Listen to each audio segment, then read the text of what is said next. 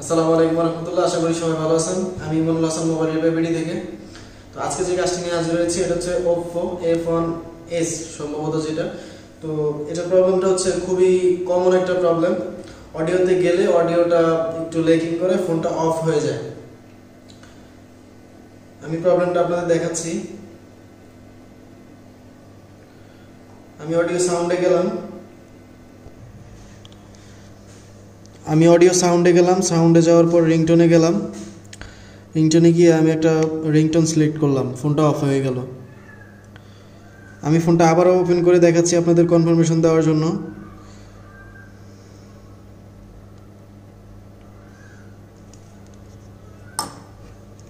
ফোনটা totally off হয়ে যায়। এই ধরনের প্রবলেম আসলে নতুন নতুন টেকনিশিয়ানরা খুবই বিব্রত হয়, যে আসলে অনেক প্রবলেম হয় যে আসলে সমাধান করতে পারে না।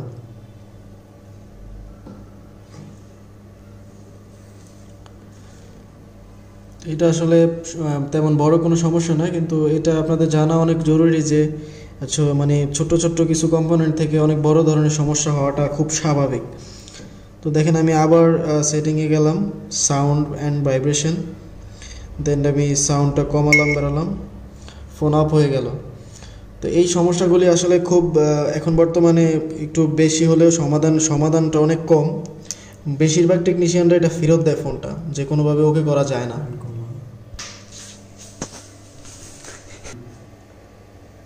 তো প্রিয় টেকনিশিয়ান ভাইরা, আজকে যে কাজটি করবো এই কাজটি খুবই মানে আনকমন একটা। টেকনিশিয়ান ভাইরা, যে কাজটি আমি আজকে করবো সেই কাজটি আসলে খুবই আনকমন একটা কাজ।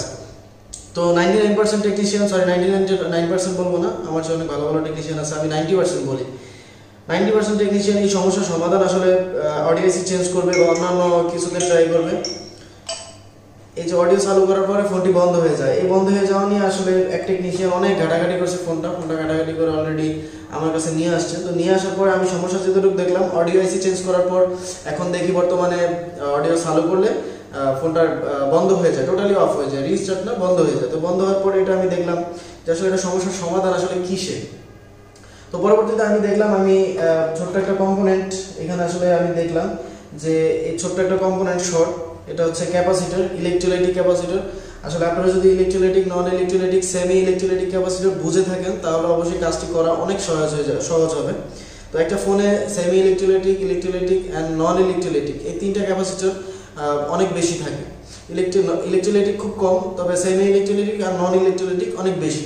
তো এই সেমি ইলেকট্রোলাইটিক ক্যাপাসিটরগুলি যখন আমরা ফেলে দিই, বা আমরা যারা টেকনিশিয়ান আছি তারা ফেলে দিলে, শর্ট থাকলে ফেলে দিলে দ্বিতীয়বার আর এটা আসলে না লাগাইলে অনেক ধরনের প্রবলেম ফেস করতে হয়। তো এই ফেসটা অনেকের ধারণা থাকে যে এটা ফেলে দিলেই ওকে, বাট কখনোই এটা না। এটা আমরা হয়তো বা যেটা আমরা ভাবি এটা ভুল ধারণা, টোটালি ভুল ধারণা।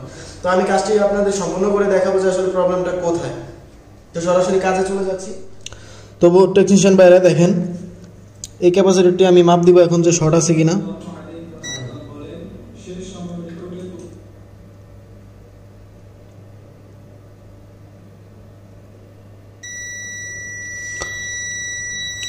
তো আপনারা অবশ্যই বিপ পাচ্ছেন যে প্রবলেমটা আছে কিনা। এটাতে ফুল শর্ট, আমি যেভাবে দিই সেভাবেই শর্ট। তো আমি আপনাদের দেখিয়ে দিচ্ছি যে এই ক্যাপাসিটরটি কোথায় ছিল।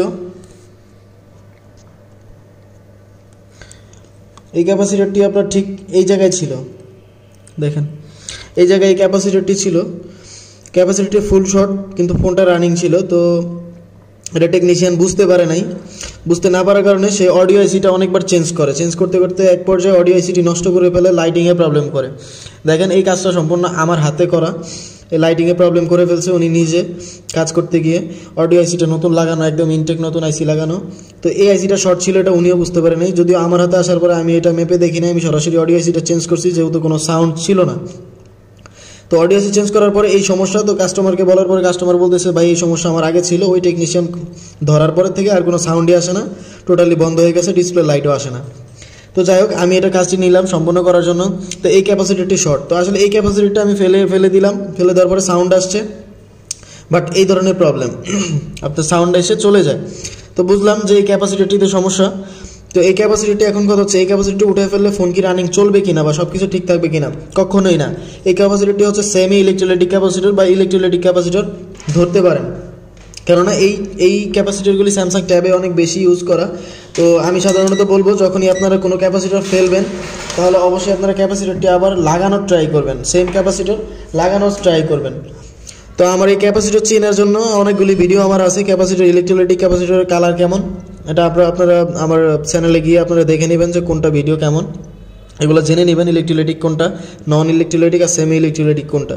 তো যাই হোক, আমি এই জায়গায় সেমি ইলেকট্রোলাইটিক আরেকটা ক্যাপাসিটর লাগাবো, ক্যাপাসিটর লাগিয়ে আমি দেখবো যে আসলে কাজটি সম্পূর্ণ হয় কি না।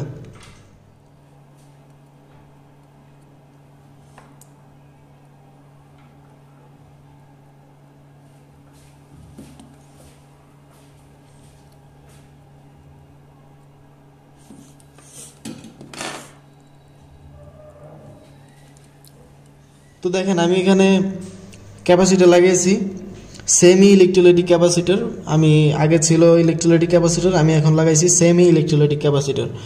আমার কাছে ইলেকট্রোলাইটিক ক্যাপাসিটর শর্ট থাকার কারণে আমি সেমি ইলেকট্রোলাইটিক লাগালাম, ওটার যদি এটা একটু মান কম থাকবে। তো যাই হোক, আমি এখন চেক করব যে এখন সমাধান হয়েছে কি না।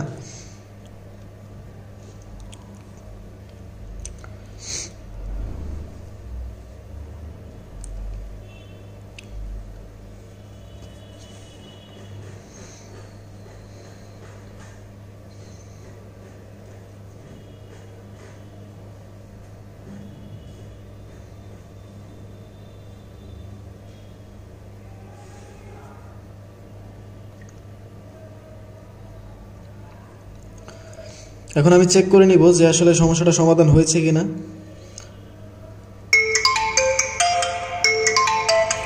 সমস্যার সমাধান না হলে এতক্ষণে বন্ধ হয়ে যাওয়ার কথা। আমরা পুরো 20 শুনি।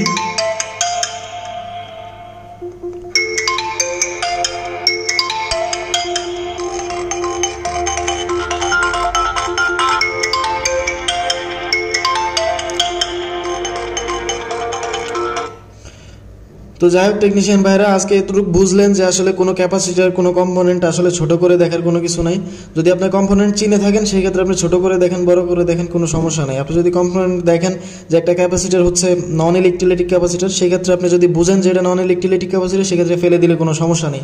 আর যদি ইলেকট্রোলাইটিক ক্যাপাসিটার হয়ে থাকে সেই ক্ষেত্রে ইলেকট্রোলাইটিক ক্যাপাসিটারটি আবার পুনরায় নতুন বা পুরাতন একটা লাগাইতে হবে, ভালো একটা ক্যাপাসিটার লাগাইতে হবে, না লাগাইলে যে কোনো একটা ধরনের প্রবলেম দেখা দিতে পারে। তো যাই হোক বন্ধুরা, টেকনিশিয়ানরা ভাইরা ভালো থাকবেন অবশ্যই।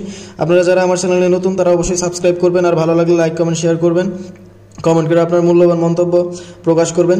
তো সবাই ভালো থাকবেন। আসসালামু আলাইকুম ওয়া রাহমাতুল্লাহ।